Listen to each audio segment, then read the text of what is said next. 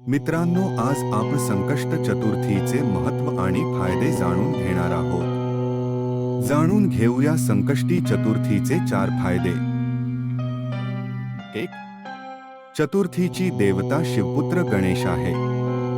या तिथीला गणेशाची आराधना केल्याने सर्व बाधा नष्ट होतात. संकष्टी चतुर्थी म्हणजे संकटाचा पराभव करणारी चतुर्थी. जो या दिवशी व्रत करतो त्याचे संकट नष्ट होते. 2. चतुर्थीचे व्रत पाळल्याने संकटातून मुक्ती तर मिळतेच, पण आर्थिक लाभही होतो. 3.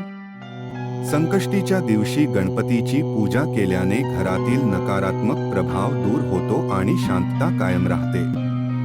4. असं म्हणतात की गणेशजी घरात येणारी सर्व संकटे दूर करतात आणि व्यक्तीच्या मनोकामना पूर्ण करतात. गणपते नमः मंत्राचा जप केल्याने सर्व मनोकामना पूर्ण होतात.